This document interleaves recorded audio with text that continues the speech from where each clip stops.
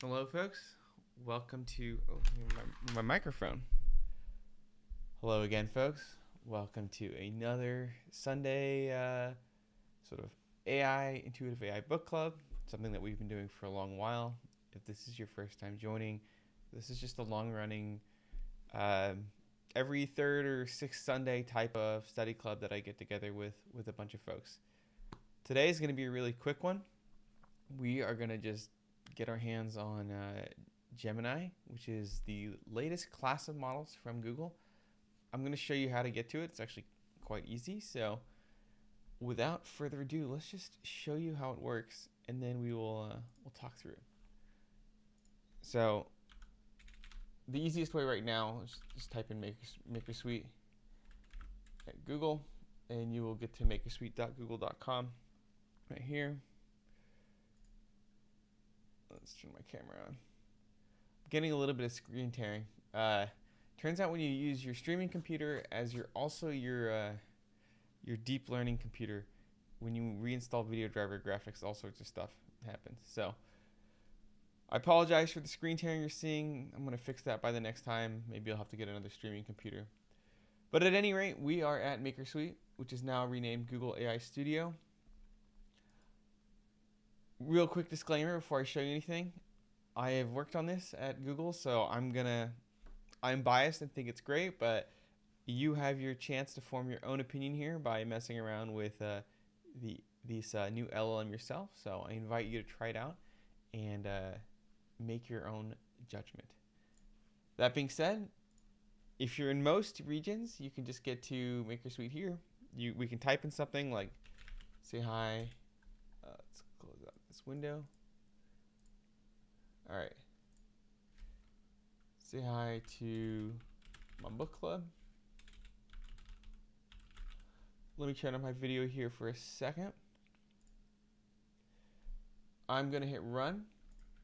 Let's make this UI a little bigger. And we get our generation. This is our generation from Gemini Pro, which is the model that's right here. So here we get it. Say hi to my book club. Hello, everyone. Welcome to the book club. I know you're all excited to share our thoughts on book club. All right, let's clear this out, or we can just click create new, freeform prompt. Try this again. I like this prompt a lot. Give me a recipe for eggs. I actually like eating eggs a whole bunch. Run it. And we should be good to go. And let me check the chat real quick. All right. All right. And we get a recipe for scrambled eggs. So that's it. That's how you can start querying Gemini Pro. Now, there's a couple other cool tricks that are built in here in MakerSuite. So, or Google AI Studio, right? I should say. This is not just a prompting interface, but this also provides you a lot of ways to create code. So let's say we want to run this in a collab. I just click Get Code. I open this in Colab. And now we have a collab that has all of our prompts and everything built in. If we run this, we're going to get an error because we need an API key. Luckily, getting an API key isn't too bad. You just go over here, click Get API Key. We don't care about the save changes. I'm going to create a new API key. Now, it's usually bad form to show your API key on stream, but I'll show it here, and I will delete it later. I get an API key. I remove it over here. I'm going to add a new secret. I'm going to call it API key. Put in the value. I'll let the notebook run it. Use it. Go ahead. Go to Google Colab. I'm going to hit run all.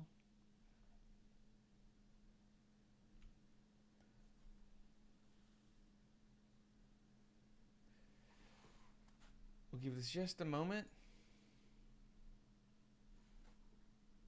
So every time you run Colab, it spins up a container for you This one's already running. We can see that it's getting the Google Generative AI library.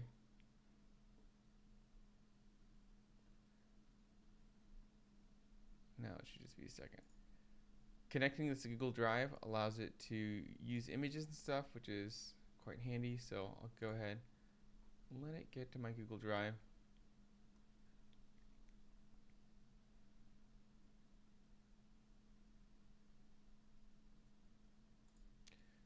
Let this grab secrets, run, and this should be our recipe for eggs. So the API is great because it supports what's called unary, which is getting everything at once, and then also streaming. So you'll get either all your responses at once, like the whole text generation, or streaming where it'll print out. Man, a lot of screen tearing. I'm sorry. We will fix that in the next version. I also might need to just get a dedicated computer for for deep learning and one for streaming, because it is a huge pain to have all these graphics drivers problems, trying to get these graphics drivers to work for everything. Okay. Third-party cookies are not allowed on your browser. Well, this is an issue for me. All right. Well, what we'll do is we're going to flip over to my actual desktop. So I'm using a virtual window right now. I'll go to my actual desktop and we will do this again.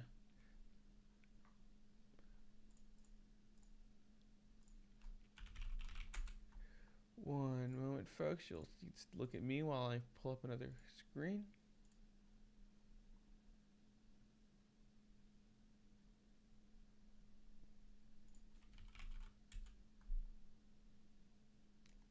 All right. Maker Suite. Let's jump into this again. Write me a recipe for eggs. Hit a run.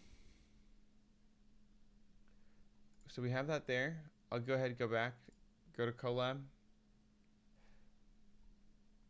and I will need to grab another API key. So again, super easy. We'll just reuse this one. Go in. We'll add our API key here. It looks like I already had it in my secrets. So we'll hit run all. Let this go again for a second.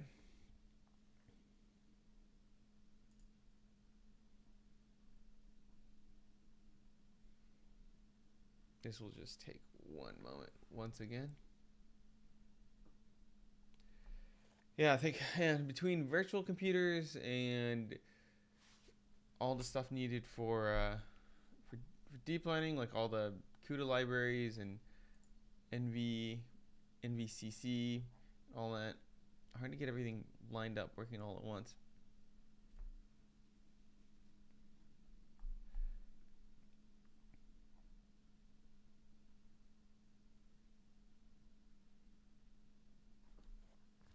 All right. So you do get a free tier with Google AI Studio, and here we go. You have your response. So it's quite easy to go in and now modify this Python code to then write all sorts of different prompts in there. So if we go in here and we want to change the content of something, so let me try and do this live with you folks. So content, and then we go to parts, and we go to text. Oops. Parts 0, text, and let's say we'll make this write me a recipe for, what do we want? Potatoes. I actually like potatoes a lot too. They're my second favorite. Maybe on top of eggs, they're like my second favorite. So eggs are good. Eggs and potatoes are even better. Really love hash browns. Probably gonna eat that for breakfast. All right, here we go. Potato gratin. Now we have one. We got three actually, three recipes for potatoes. That's how you use the API and use Gemini Pro. Now I want to show you the other thing that's really cool. I should have started with this actually, and maybe I should do another live stream. Let's create a new structured one. Let's go in and let's find an image of potatoes. All right, so let's copy this one. Let's go back over here. Write me a recipe. All right. So we're getting an error down here. Switch to a vision model. That's pretty easy. Go down here, Gemini Pro Vision, put this in. Hit run.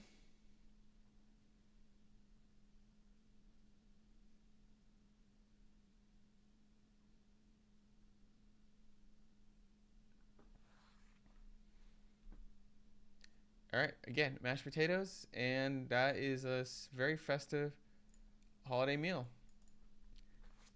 That's it.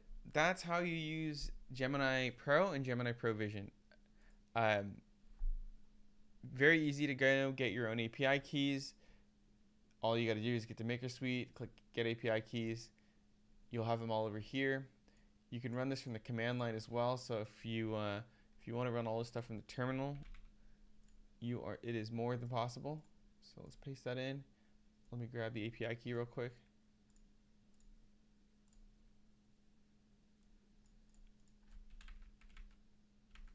Go in, hit paste.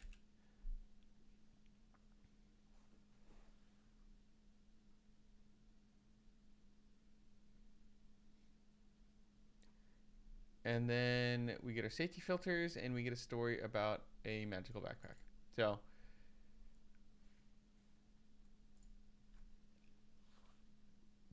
I'm excited. Of course, I'm biased, but I'm excited for this because now it means a lot of people can just grab API keys for a vision model and a text model and just try things out. You can use it. You can use it yourself as another LLM that you just personally have access to, or you can integrate it into all sorts of applications. So, for instance, in my Gen AI guidebook, I'm going to use this to do copy editing. It's going to be quite nice to have this AI look through and find any spelling errors or mistakes, sort of like a testing suite for written language. So I'm curious to hear what you folks decide to use this for. These streams always get a large watching after 8 a.m. on Sunday because not a lot of people wake up this early, at least in the US time zone. But for you folks who are seeing it later, let me know what you do. Quite curious. That's it for our book club today. I actually don't see any questions. Much more straightforward. We will be back after the new year. The vote from our audience last time was on LLM architecture, so I'll talk more about retrieval augmentation structures and tool use and embedding LLMs into applications. This is the first preview of embedding an LLM into an application. So stay tuned for that. With that, enjoy your holidays, Happy New Year's, and thank you for the quick stream.